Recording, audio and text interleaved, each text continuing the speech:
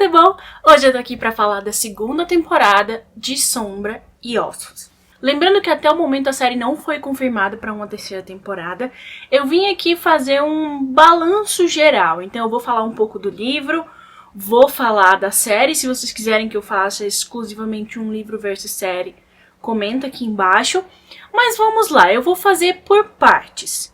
Então, obviamente vai ter spoilers das temporadas nesse vídeo, então não esquece de curtir esse vídeo e seguir o canal, porque eu sempre falo das novidades. Começou a chover na hora que eu resolvi começar a gravar, então vocês provavelmente vão ouvir barulho de chuva. Mas vamos começar falando do Darkling. O Darkling, ele é o vilão que todo mundo ama. Só que assim, ele sofre meio que uma mudança de... Existe uma expressão em inglês que chama change of heart. Eu não sei bem como é que ficaria o equivalente em português, mas ele meio que sofre uma mudança de coração. Tudo bem que a gente sabe que ele meio que sempre teve essa natureza egoísta, egocentrista, nem sei se existe essa palavra, e bem assim, sabe? Então, a gente já sabia desse lado dele. Mas no segundo livro, e aí eu preciso fazer uma pausa aqui, que é o seguinte, essa temporada, ela vai além do segundo livro, porque a primeira temporada foca no primeiro livro. Isso eu tô falando aqui da trilogia Grisha, porque a parte dos Scrolls e a parte do Nikolai não aparece aqui nesses três primeiros livros, tá? O Nikolai, claro, ele é bastante citado, ele é muito importante no segundo livro, mas ele tem um livro aí só pra ele. E aí, o que acontece? Temos uma diferença principal, assim, do Darkling da série para o Darkling do livro. Que eu sinto que aqui na série ele ainda continua muito bonzinho. Ele é um vilão muito amável ainda. Até porque, pelo menos eu, no final da temporada, ainda não consigo sentir raiva dele. Ele não é um vilão que eu sinto raiva, ele não é um Dolores Umbridge, tá? E ele não é um vilão sádico, também não é violento, assim, sabe? Não tanto quanto no livro. Eu sinto que essa parte se perdeu. O Darkling aqui, ele continua meio que um injustiçado. Ele bota um pouco as unhinhas de fora, mas ele fica meio que assim, oh, coitadinho, bababá. Assim, falando de adaptação, é um pouco complicado, porque você tem uma questão de descaracterização de personagem. Mas na série funcionou. Acho que continuou um personagem assim linear, sem muitas mudanças. E agradou. Se você for falar da adaptação, aí não agrada tanto. Mas só como uma série, eu sinto que ele ficou um vilão ok ali. Falando agora dos Scrolls. Eu amo toda vez que eles aparecem. Tá, agora temos a Nina e o Wylan aí adicionados à nossa trupe. E o Jasper recebe um pouco mais de atenção. Eu gosto de todo o arco dos Scrolls, gosto do arco da Inês com o Kaz, gosto de como terminou. Eu sinto que eles tiveram mais espaço aqui nessa temporada, o que era esperado, até porque realmente todo mundo adorou como ficou na primeira temporada. E eu sinto que eles se amarraram muito bem. Lembrando que você não vai achá-los nos três livros principais, tá? Eles não aparecem só lá no Six of Crows, até porque eles foram inseridos numa linha do tempo que eles não estão. E aí, passando agora para um personagem novo, que é o Nikolai. O Nikolai, ele aparece aqui nessa temporada e ele recebe aí um foco grande. Isso também acontece, tá, no livro. E eu gosto do Nikolai. Ele é um personagem muito multifacetas. Tanto como pirata, tanto quanto como príncipe, como soldado. Ele tem várias facetas. Ele é um personagem muito interessante. Ele sempre te surpreende. E eu sinto que na maioria das vezes pro bem, tá? Eu gosto bastante do Nikolai. Eu sinto que o ator trouxe muito bem esse personagem, que é um personagem que eu tava ansiosa pra ver justamente por isso, por ele ser tão assim, ele é autêntico, mas ao mesmo tempo ele consegue se portar e mostrar-se uma figura diferente a cada situação. Houveram algumas mudanças aí no arco do Nikolai, mas ele não perdeu a essência. Isso que eu achei mais importante. O que eu não posso falar do mal?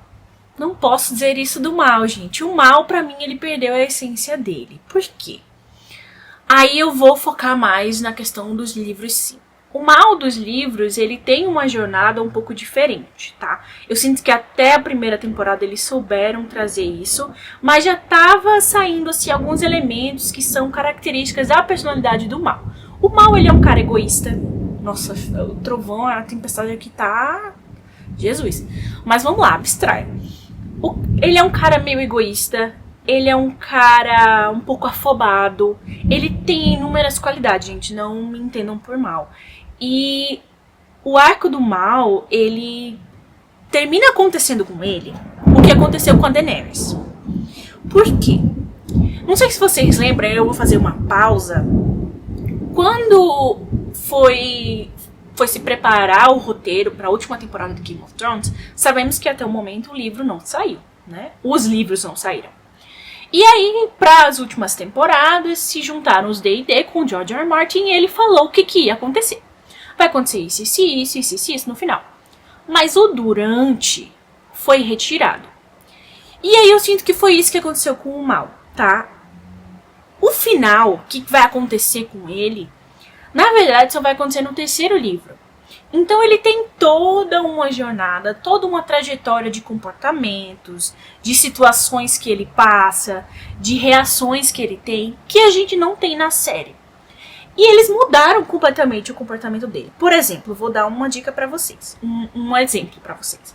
Nunca acontece o noivado da Alina com o Nikolai. Nunca acontece. O Nikolai realmente propõe isso, ele fala, ó, vamos noivar. E aí a Alina fala que não. Mas o mal, ele é completamente contra. Inclusive, ele fica super chateado quando há qualquer rumor de relacionamento entre os dois. Em momento nenhum, ele chega pra Alina e fala, ó, eu acho que vai ser bom, uma jogada política. Em momento nenhum, ele fala isso, tá? Então, assim, ele se tornou um personagem super amável. Eu sinto, aí eu vou fazer um paralelo com outra saga aí, por exemplo, Jogos Vorazes. Jogos Vorazes, o Gale, ele era um personagem que, tipo, todo mundo não gostava muito, porque ele era um cara egoísta, ele era um cara impulsivo. E o mal, ele me lembra muito o Gale em muitas situações. E eu sinto que a série não quis trazer isso aqui. Então, mudou-se muito do que é o mal. E aí, já que eu tô no mal, vamos partir pra Alina. A Alina, eu acho que foi a personagem que mais mudou.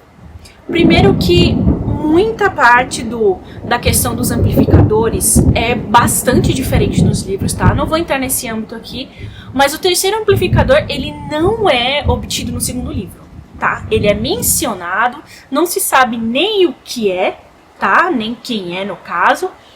E assim, a Alina, ela tá numa jornada em que ela vem cheia de poderes. Ela tá muito mais poderosa. E eu senti falta disso na série.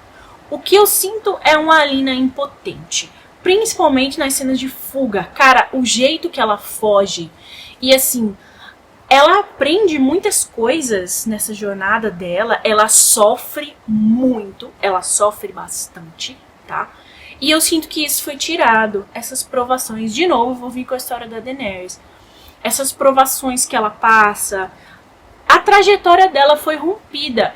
E trouxeram uma coisa muito mais rebuscada. A Alina perdeu um pouco o senso de liderança que eu sinto que ela obtém com o tempo. Ela perde, assim, muito da personalidade dela.